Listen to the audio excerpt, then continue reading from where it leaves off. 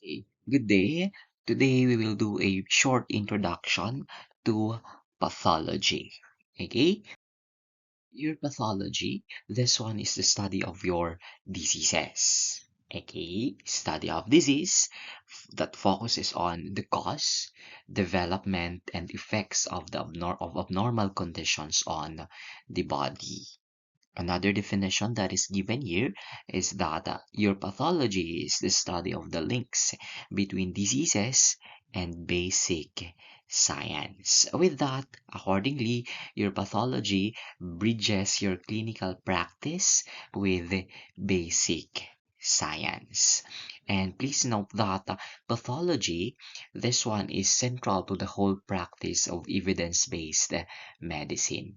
Okay, and so we are not just we do not in pathology we do not just based on what they call this on the doctor's eye. Okay, and so in pathology, it provides evidence. It provides pieces of evidence like, okay, your laboratory results. So what else? Okay, and so anatomic pathology reports. So in case of biopsy specimens and others, of course. Okay, microscopic results of your urine analysis. Those items are what they call this even pieces of evidence, and all of this will fall under pathology. And yes, your pathology is what they call this. Your pathology is here to understand how disease develops, as what is given by the aforementioned definition. Okay, how your disease develops, how it progresses, and how it affects the structure and function of tissues and organs. Okay, that is for your pathology. Again, your pathology is here to understand how your disease develops, how the disease progress, how the disease affects the structure and function of tissues and organs. Okay, in pathology, again, it does not just it does not depend on the doctor's eye, or it does not depend on what the patient says.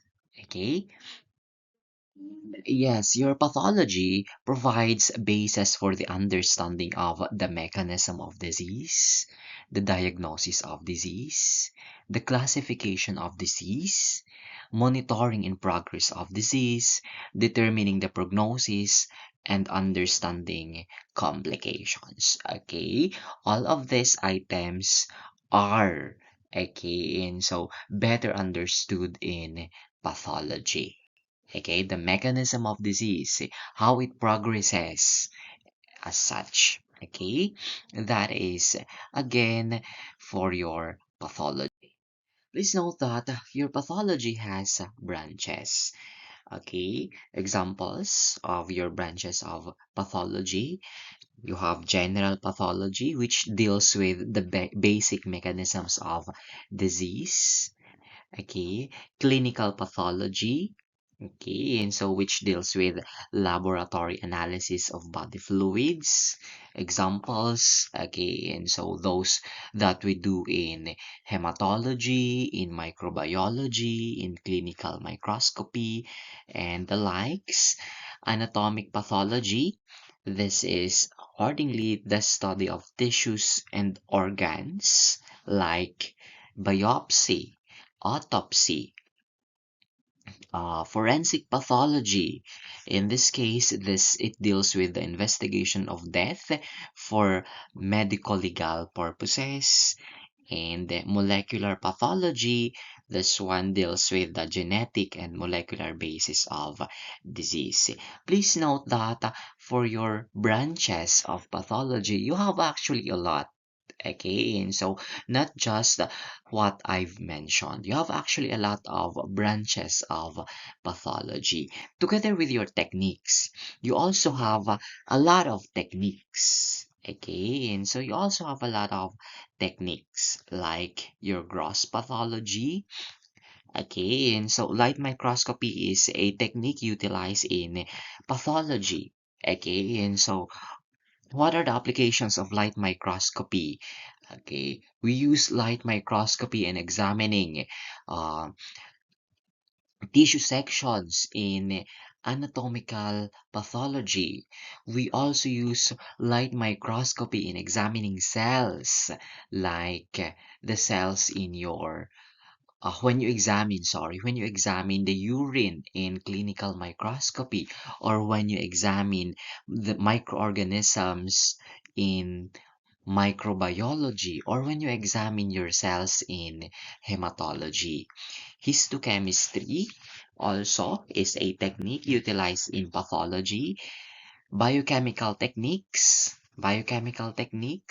that are employed in the chemical or in the clinical chemistry section of the laboratory, cell cultures, as well as molecular pathologic techniques. Again, so please note that the ones listed here are not the only techniques in or pathologic techniques. You have a lot.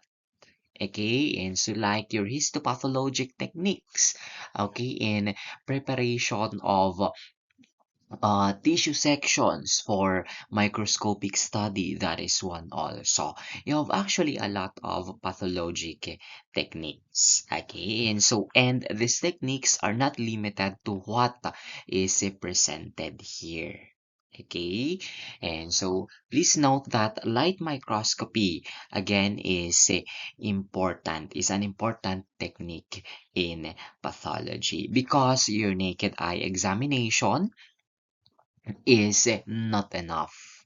And yes, there is also an increasing, okay, in so molecular biological technique application that is applied across the whole spectrum of study of diseases to, of course, explore underlying mechanisms. Okay, again, traditionally, you use your naked eye in gross pathology, and of course, you use your light microscope, okay, and so these are traditional tools. The eyes in gross microscopy and the light microscope. But then, of course, with the advent, okay, and so of technology, molecular techniques or molecular biological techniques is already applied. Okay, and so yes, in relation to your molecular biological techniques, okay, please note that with also the completion of your human genome, again, so this is already our future molecular biological techniques. Okay, you have here your branches of pathology, and yes, you have here your tree of medicine. Okay, and so if you try to take a look at this one, your pathology, okay, and so the roots of your pathology are cell biology, genetics, anatomy, physiology, biochemistry, and the rest. While the branches of your pathology, you have here oncology, radiology, pulmonology, gastroenterology, and the rest. Again, please note that in pathology, this one is the study of diseases. Okay, and so in dermatology, the study of diseases in relation to your skin. Okay, or the study of diseases of the skin, sorry. Okay, and the rest. Okay, please note that your pathology, in this illustration alone, your pathology is will branch out to produce or to give rise. It will give rise to your radiology, pulmonology, and the rest of your branches. Okay, your normal physiology and your disease process. Accordingly, in a healthy body, your cells and tissues are constantly growing. Okay, and so as what we learned in your previous lectures, that your cells, okay, and so they continuously proliferate to replace your worn out cells. Okay, and in this case, you're in a healthy body, your cells and tissues are constantly growing, dividing, and being replaced. Again, a good example of this one is your cells of your skin. Okay, they continuously divide or and proliferate to replace your worn out cells. Okay, and these are essential for development, healing, and maintenance of the organ function. Okay, and so with that, your cellular and tissue growth is a normal component of your normal functioning. Okay, and yes, complex intra and intercellular signaling mechanisms control the rate and extent of growth. Okay, please note that we learned in your cell cycle that your cells do not grow or divide randomly. Okay, they do not grow and divide randomly. They grow or they divide based on the need. Okay, and their behavior is tightly regulated by chemical signals. And so the behavior of your cells is tightly regulated by chemical signals both within the cell and between your cells, that is intracellular and intercellular. And these signals, okay, and so that control the rate and extent of growth of your cells will include your hormones. Okay, and so let's take a look. Our recent lecture on your urinary system, we learned that your erythropoietin, this one will stimulate the growth, the reproduction or the proliferation of your red cells. Okay, other than your hormones, you have your growth factors and then your cytokine. Included also here are your cyclin dependent factors. Okay, and yes, these signals will ensure that your cells only grow when and where they are needed, preventing overgrowth or undergrowth accordingly. Again, so because of course, again, so if it is not controlled, then disease will take place. Okay, and yes, your disease often arises when the normal balance of cell growth and death is disrupted. This can mean that your cells grow too quickly or not enough, and or they die off at abnormal rates. Okay, with that, many disease processes are characterized by alterations in the rate and control of cellular and tissue turnover. Okay, and so if your uh, controlling signals are affected or they are disrupted, okay, and so of course the rate of cellular and tissue turnover will also be affected. Let's say, for example, again, our example, in your cell cycle, when your cyclins are mutated, okay, and so it can cause overproliferation of your cells, causing cancer. Okay, and yes, defects in these normal control mechanisms may lead to disease states such as neoplasia. Okay, and so again, when the signaling pathways or control mechanisms that regulate your cell growth and cell death are defective, okay, it can result to diseases. And examples of these uh, diseases are neoplasia, okay, and other diseases, of course. Your disease, okay. Disease, this one is the physical or functional disorder of normal body systems that places an individual at increased risk of adverse consequences.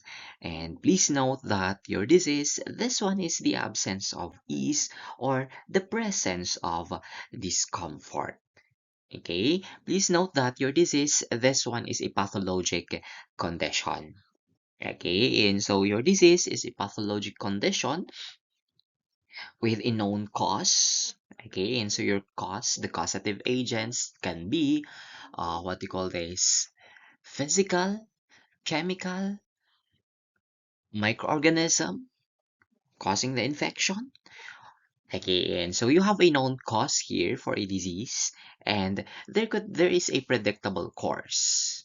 And of course, it will produce characteristic signs and symptoms. Okay, and yes, of course, for a disease, okay, and so it involves also a structural change or functional change in the body of someone with a disease. Okay, and accordingly, your disease is different from your syndrome. Your syndrome here is a collection or group of signs and symptoms that occur together but may not have a single identifiable cause. Okay, and so your syndrome may include multiple possible underlying diseases. Okay, please note again that your disease and syndrome, these are two different things. And yes, your disease can be diagnosed by your physicians or other healthcare providers through a combination of tool. Okay, and it's a combination of tool. Of course, you have the physician, the doctor's eye. Okay, and so laboratory methods, and then imaging as such. Of course, diseases can also be diagnosed by the signs and symptoms. And please note that treatment is given to prevent complications and to improve prognosis. Okay, that is for your disease. Again, treatment is given, of course, after diagnosis, then treatment is given to prevent complications and to improve the prognosis of the disease. Okay, and so because if the diagnosed disease is left untreated, okay, and so it can cause possible death. Okay, and diagnoses are made by three general categories of physicians or healthcare providers accordingly. You have your clinical diagnosticians, which wherein they identify diseases by examination of patient's history and physical examination. Again, your clinical diagnosticians, they identify diseases by examination of patient's history and physical examination. Okay, and so when you go for a checkup, okay, and so when you go for a checkup, okay, and so they usually ask you, okay, and so did you travel or do you experience something or like this and that, and these are examples of procedures done by your clinical diagnosticians. Okay, and so your patient's history and physical exam. While your pathologists, they identify diseases by examining cells and tissues removed from the body. Okay, and so let's take a look at this scenario. In the anatomic laboratory, what your pathologist will do gross examination. Okay, and so you have here in the anatomic laboratory, you process tissues removed from the body. Okay, and what will your pathologist do? They will do gross examination of the tissue. And then after grossing, okay, and so they will do your tissue processing, and after tissue processing, the end product of your tissue processing are actually your tissue sections. And these tissue sections are actually examined by your pathologists. Okay, and so they are actually examined by your pathologists to provide evidence. Okay, and so evidence-based diagnosis. Okay, and then your radiologists, they identify diseases by imaging the intact body. Okay, and so this will include, of course, your X-ray imaging. Okay, and so like your posterior anterior chest X-ray as such. Okay, and so that is for your diagnosis or the individuals involved in the diagnosis of diseases. Okay,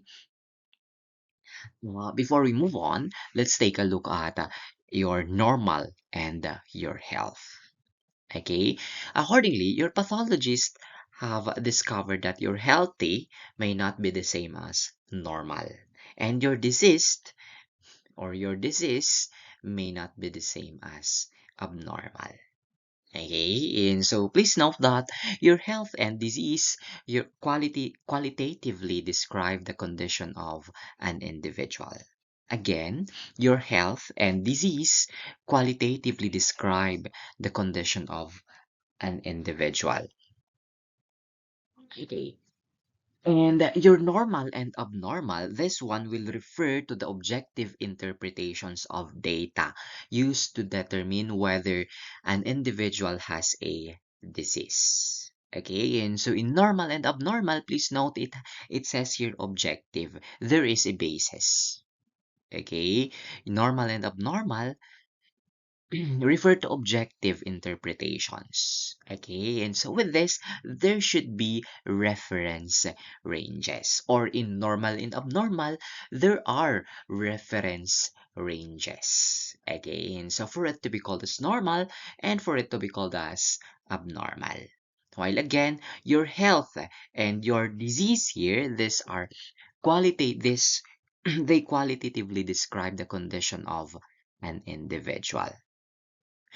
Okay, to give you a definition of your health, this one is a definition from your World Health Organization. Your health is a state of complete physical, mental, and social well-being, and not merely the absence of disease or infirmity. Please note this is holistic. Okay, it involves body accordingly. It says here physical, mental, and social. Okay, involves body, mind, and social relationship. This one is holistic. Okay. And your disease, as what we've defined earlier, okay, and so there is a disruption of the normal structure or function of any body part, organ, or system that is associated with specific signs and symptoms. And please note that in the concept of your pathology or your pathologist have discovered that healthy may not be the same as normal and disease may not be the same as abnormal. Okay, and so yes, when you say normal and abnormal, again, so there is an objective interpretation. And health and disease, these are qualitative descriptions of the condition of an individual. Okay, and so he may seem healthy, but not. Parang ganon. Your cells. Before we move on, let's take a look first at your cells. Your cells, these are the building blocks of the human body. Or in other definitions, your cells, these are your structural and functional unit of an organism. Okay, your cells, when grouped together, they form your tissues. Your tissues, when grouped together, they form your organs. And your organs, when grouped together, they form an organ system. And when an organ system is grouped together, they form an organism. Okay? But then, yes, let's take a look first at your cells. Your cells, they are generally composed of a nuclei or a nucleus, cell membrane, and a cytoplasm. Okay, let's take a look at your nucleus. Your nucleus, this one contains your chromosomes. In a normal, somatic cells, you have 23 pairs of chromosomes. Okay, these chromosomes contain the DNA or genetic material for the organism. Okay, and yes, when we take a when we talk about your cell last time, or when we had your cell, okay, and so you said that your cell, this is the control center of, sorry, your nuclei. You said that your nuclei is the control center of the cell. How? Please note that it contains your genetic material. It contains your genetic material that will enable your cells to produce many different proteins. Many different proteins needed for the normal functioning and maintenance of your cell. Again, your DNA enables your cells to produce many different proteins and to maintain your cell structure and viability. Okay, the genetic material of an organism also allows the maintenance of its integrity and its likeness to other organisms with the same genes. Okay, and so that is attributed accordingly to your cell production. Okay, and please note that what we call this uh, failure of your DNA or failure of your nuclei to do its duty will mean harm or will mean chaos or will mean disease accordingly. Okay, and then you have your plasma membrane or your cell membrane. Your cell membrane here will keep your cytoplasm, the nuclei, and other parts of the cell isolated from the rest of the environment or the rest of the organism. Okay, and so the plasma membrane is selective, or it is a selectively permeable membrane that allows specific chemicals to enter and exit the cell under particular conditions. And of course, your cytoplasm, which houses your cytosol and your cytoplasmic organelles. In your cytosol, accordingly, this is your cytosol. This is your reaction vessel. Okay, and so that is where your reactions takes place accordingly. Okay, and yes, please note that failure of these parts of your cell, okay, and so will mean cellular injury. Sorry, failure, okay, and so of this the parts of your cell, okay, will mean cellular injury. Okay, you have here a disease paradigm. Okay, a disease paradigm, of course, from your etiologic agent or your etiology to pathogenesis. Then we'll have your biochemical and morphological change, and then a functional change and a natural history. Okay, when you say etiology, that is the cause of the disease. Okay, the cause of the disease. Please note that you have a lot of causes of disease. Okay, examples. You have your microorganisms like bacteria, parasites, virus, fungi. Those items, they are infectious agents or microorganisms. Okay, other than your infectious agents, you have your chemical agents. Okay, like your corrosives, okay, and so they cause disease, mutagens or teratogens. Okay, these are agents that will cause mutations in your DNA or will cause defects in your fetus, respectively.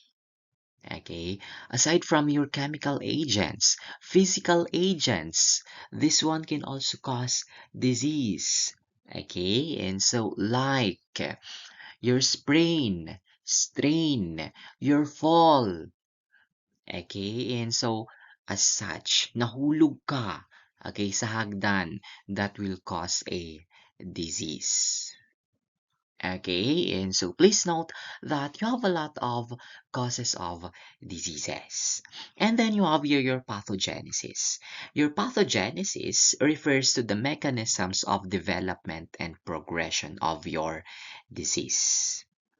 Okay, and so again, in your pathogenesis, it will describe how the disease will progress. Okay, and so it will describe the disease progression from the etiology to the final damage of the tissue. Okay, accordingly, in your pathogenesis, it will account for cellular and molecular changes that will give rise to specific functional and structural abnormalities that characterize a particular disease. Okay, and so please note your etiology again is different from pathogenesis. Your etiology, this is the cause why there is the disease, why the disease arises. That is your etiology. And your pathogenesis, this is the development of a disease, how your disease develops. Okay? And yes, accordingly, sabi natin, it will give rise, your pathogenesis will give rise to specific functional and structural abnormalities. Okay, and so yes, you have here your biochemical change. Your biochemical change, these are molecular level abnormalities. There is a change at the chemical level. Accordingly, again, so if you try to take a look accordingly at other references for your structural level of organization of an organism, it will actually start with chemicals. Okay? And so, but then, for most of your references, kasi it starts with your cell. Okay, and so with the structural and functional unit of an organism. But then for other references, your cell, okay, is made of chemicals accordingly. Okay, and so that is why there is a biochemical change here. There is actually a change in the chemical composition of your cell. Okay, and so like there is an altered enzyme activity, altered activity of the gene, or altered activity of the genetic material, there is an altered or there is an imbalance in the electrolyte content of the cell, there is what do you call this? There is disruptions in the cell membrane, allowing entry of a lot of substances, and somewhat there are also hormonal disruptions among a lot of what they call this changes. Okay, and these changes, these biochemical changes will precede visible structural damage. Okay, and so if accumulated, please note if these biochemical changes has accumulated or have accumulated, they will provide or they will give rise to visible structural damage. Okay, and then you have your morphological changes. Please note that this is a structural or anatomical change in the cells that are your morphological changes, these are structural or anatomical changes in your cells or tissues that can be visible under a microscope. Or this one can be seen through the naked eye. Okay, that is for your morphological changes. Please note that usually biochemical changes occurs before morphological change. Okay, and yes, for your morphological change, this one will include swelling of the cell, okay, due to what we call swelling of the cell, due to increased accumulation of fluid, okay, necrosis or cell death, and inflammation. And then you have your functional change here. This one will result from both biochemical and morphological abnormalities. Okay, usually biochemical and morphological abnormalities again. It will manifest as impaired organ or system function. Again, your functional changes will manifest as impaired organ or system function. And of course, okay, and so in your natural history that is presented here, this is the clinical outcome of the disease without intervention. In this case, this is the progression. Okay, and so this is your progression and progression to resolution or progression to death of the cell. Okay? Again, as what we learned earlier, your etiology, this is your underlying causes and modifying factors that are responsible for the initiation and progression of disease. And you have a lot of etiologic agents, like you have your bacteria, virus, microorganisms, your chemical agents, what you call this genetic abnormality, and the rest. Okay? Let's take a look at your natural history of your disease before we end. Before we move on to your cell injury, adaptation, and death. Okay, and so your natural history of disease, this one refers to the progression of a disease process in an individual over time in the absence of treatment accordingly. Again, your natural history, this is the progression of disease process. Okay, and so that you have here your stage of susceptibility, your stage of subclinical disease, stage of clinical disease, and stage of recovery or disability or death. Okay, and so accordingly, the process begins with your susceptibility. Okay, stage of susceptibility. The process begins with the appropriate exposure to or accumulation of factors sufficient for the disease process to begin in a susceptible host. Again, you have your etiologic agents here. Appropriate exposure to etiologic agents or accumulation of factors. Exposure to microorganisms, bacteria, sorry, virus. Exposure to mutagens or exposure to radiation, accumulation of factors. Okay, accumulation of factors. Instead that you are excreting substances, they are being accumulated. Okay, as such, accumulation of factors. Accumulation of factors, this one is usually seen in cases of, what we call this, in cases of lifestyle diseases. Ganon. Okay, and please note, there, it should be in a susceptible host. Okay, and so yes, that is for your period of exposure. Again, the process begins with the appropriate exposure to or accumulation of factors sufficient for the disease process to begin in a susceptible host. Okay, and so yes, and then after that, you have your stage of subclinical disease. There are pathologic changes that occurs in an individual.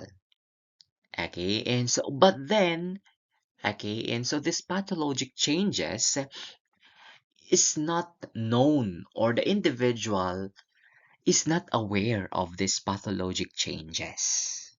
Again, in your stage of subclinical disease, there are pathologic changes that occurs in the individual.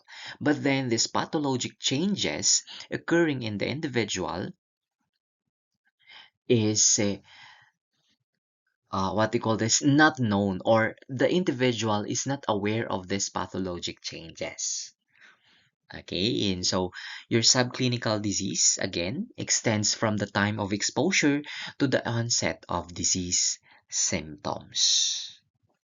Okay, and this one is usually called as your incubation period for your infectious diseases. Incubation period for your infectious diseases and latency period for your chronic diseases. Please note that your incubation or the subclinical disease or your stage of subclinical disease can be uh, long or can be rapid. Okay, example, in case of hypersensitivity or immediate hypersensitivity reaction, the stage of subclinical disease is short. Okay, in contrast with, let's say, for example, tuberculosis.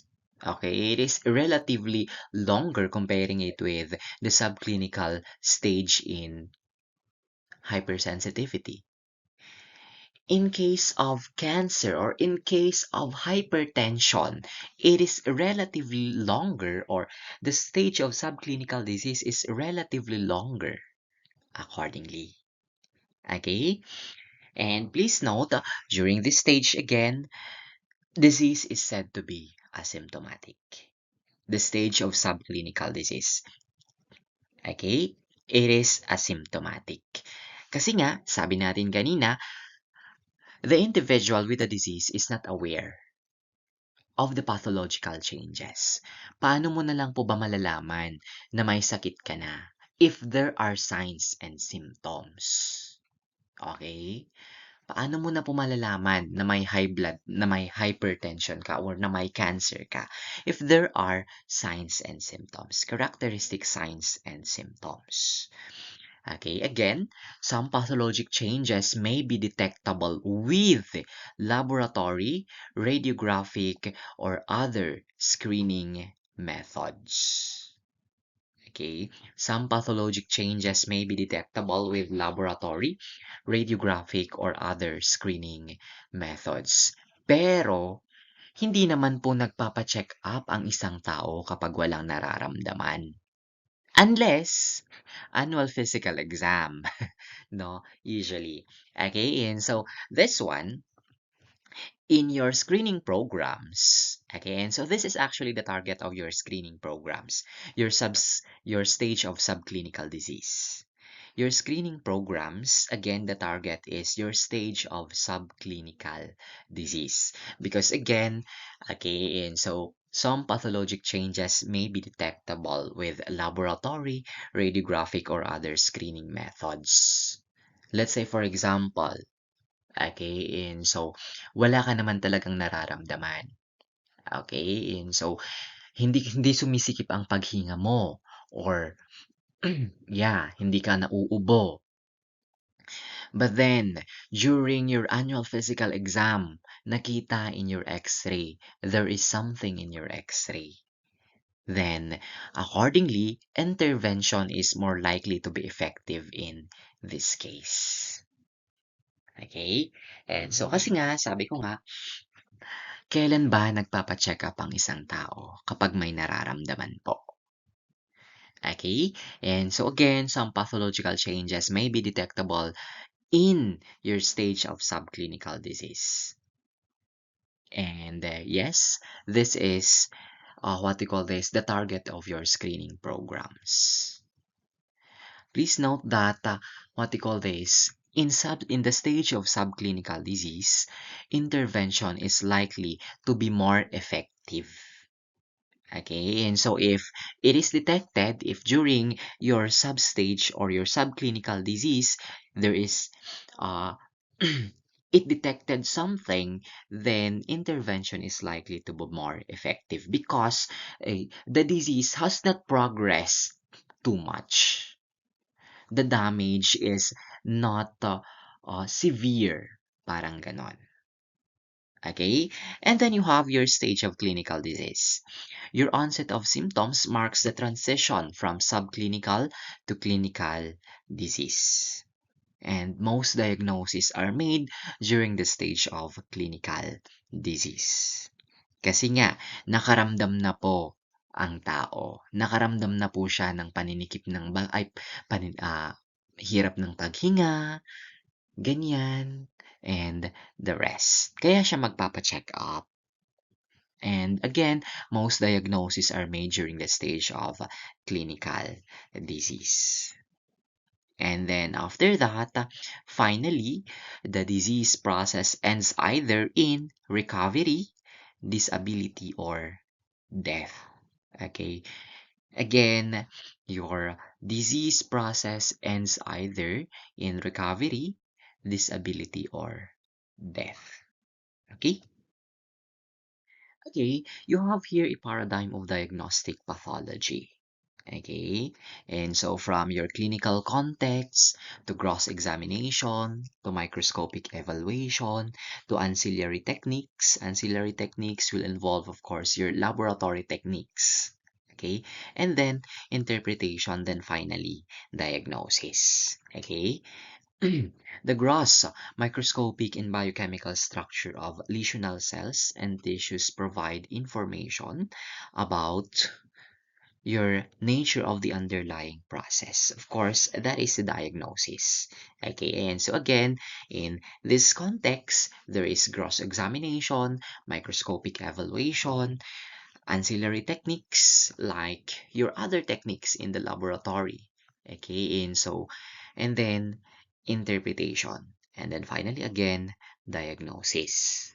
Okay, and so in this case, your what we call this,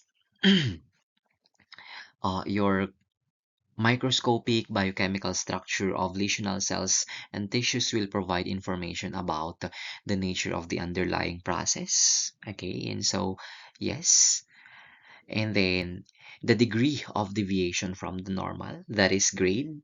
Okay, and so accordingly, the paradigm of diagnostic pathology will provide a grading.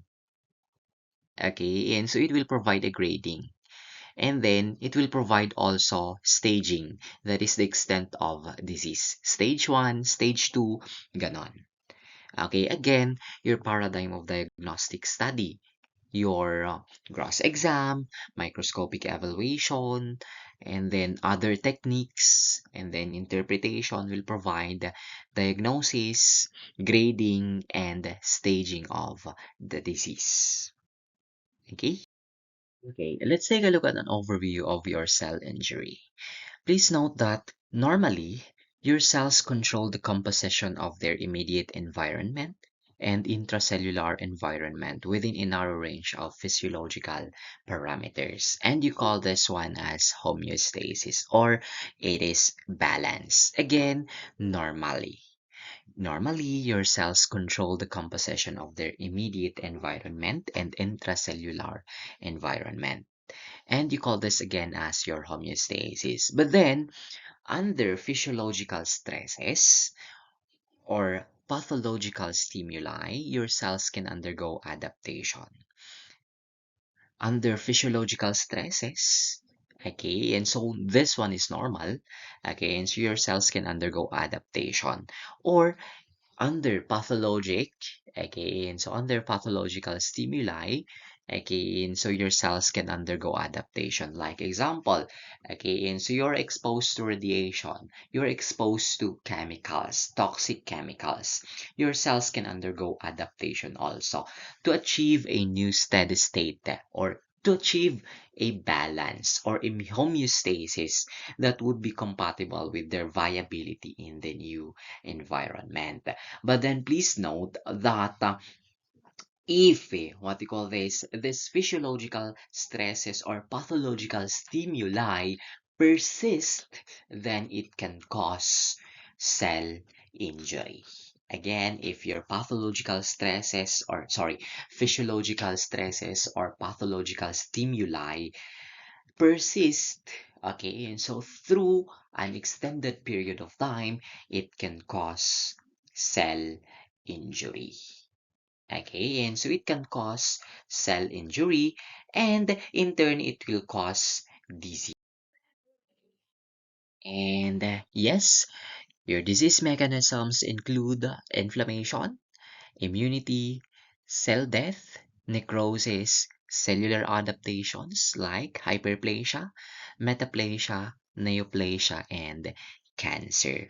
Of course, our next topic will be cellular adaptations. You have here your hyperplasia, metaplasia, neoplasia, dysplasia, and others, and then followed by inflammation, and then necrosis. Okay, thank you. This has been Gael telling you to live, love, laugh, learn, and enjoy. Again, thank you.